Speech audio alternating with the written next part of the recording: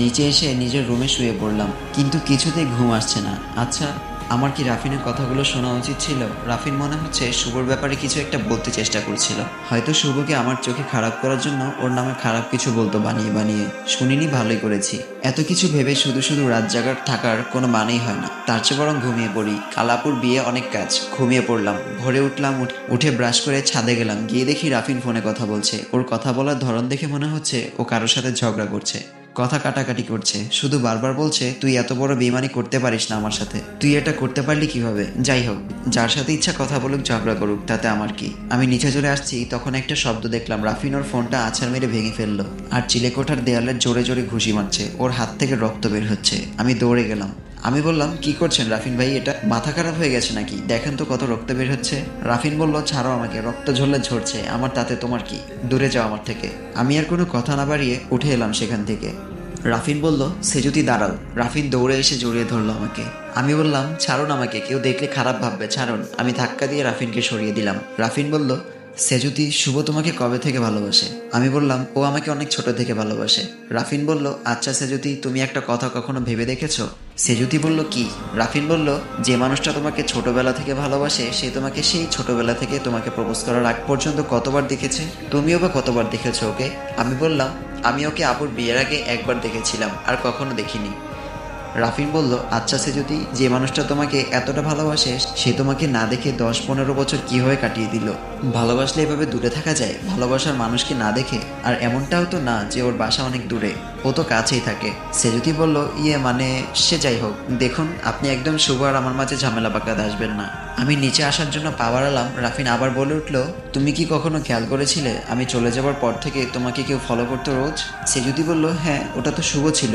কিন্তু এক সেকেন্ড দাঁড়ান, আপনি কি করে জানলেন এটা? নিশ্চয়ই শুভ বলেছে, তাই না? রাফিন বলল, শুভ তোমাকে এত ভালোবাসে অথচ দূর থেকে ফলো করতো তোমাকে, কখনো কাছে এসে প্রপোজ করেনি। এটা কি আশ্চর্যজনক ব্যাপার নয়? সে যদি বলল, চুপ থাকুন একদম, অনেক হয়েছে। আপনি আর শুভর সম্পর্কে একটা বাজে কথাও বলবেন না প্লিজ। রাফিন বলল, সেজুতি, তুমি কি জানো শুভ আর আমি অনেক আগে থেকে দুজন দুজনকে চিনি। ইনফ্যাক্ট ও আর আমি একসময় খুব ভালো বন্ধু ছিলাম। সেজুতি বলল, কি বলছেন কি আপনি? কই, শুভ তো কখনো বলেনি আপনার কথা আমাকে। রাফিন বলল, বলবে না তো? ও আমার আমানতের খেয়ানত করেছে, ও কথা দিয়ে কথা রাখেনি। সেজুতি বলল, মানে?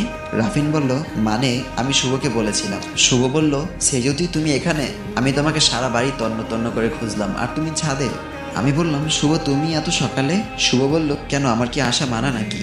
আর তোমার কথা ভীষণ মনে পড়ছিল, একটু পরে এমনি তো আসতাম, তাই একটু আগেই চলে আসলাম। সে যদি বলল, দাঁড়াও শুভ, তোমার সাথে কিছু কথা আছে। রাফিন কিছু বলছিল, ও নাকি তোমাকে।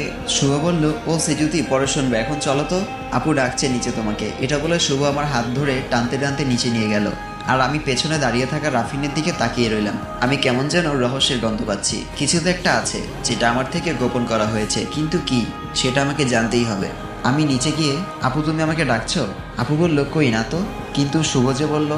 আপু বলল, আচ্ছা সে যদি শুভর কি কিছু হয়েছে? আমি বললাম, না তো আপু, কেন?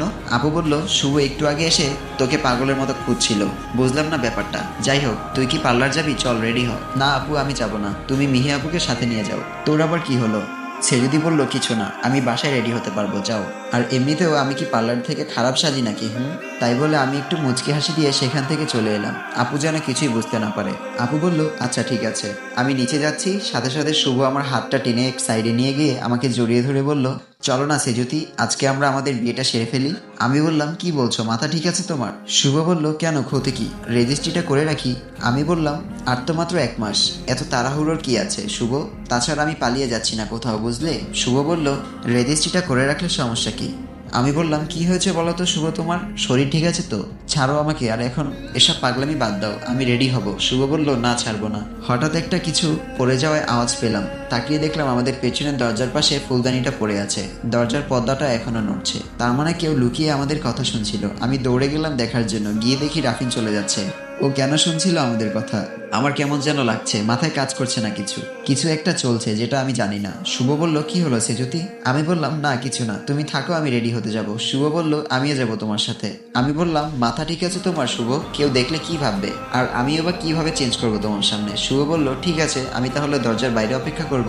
আমি বললাম, আমার অনেক টাইম লাগবে, তুমি বসে বসে কি করবে? শুভ বলল, তাতে কি? আমি বললাম, আচ্ছা তোমার যা ভালো লাগে করো। শুভর শরীর এখনো পুরোপুরি ঠিক হয়নি। ওর এমন অদ্ভুত আচরণ দেখে আমার অবাক লাগছে। আমি রুমে গিয়ে ফ্রেশ হয়ে ব্যালকনিতে দাঁড়ালাম। তখন অদ্ভুত একটা জিনিস দেখলাম নিচে শুভ আর রাফিন কথা বলছে। মনে হচ্ছে কিছু একটা নিয়ে ওদের ভেতর প্রচণ্ড কথা কাটাকাটি হচ্ছে। আমি সাথে সাথে নিচে গেলাম, গিয়ে দেখি ওরা আমাকে দেখে আবার হেসে হেসে কথা বলছে। ব্যাপারটা কিছুই বুঝলাম না। আমি আবার ফিরে এলাম, এসে দেখি আমার বাবা মা, শুভর বাবা মা কি যেন আলোচনা করছেন। আমি সেদিকে কান্না দিয়ে উপরে চলে গেলাম। উপরে গিয়ে রেডি হচ্ছি, ঠিক তখনই মা এসে বলল, সেজুতি তোর সাথে কিছু কথা ছিল। হ্যাঁ মা বলো। মা বলল, সেজুতি শুভর বাবা মা চায় আজকেই বিতির সাথে তোর শুভর রেজিস্ট্রিটাও হয়ে যাক। তুই কি বলিস মা?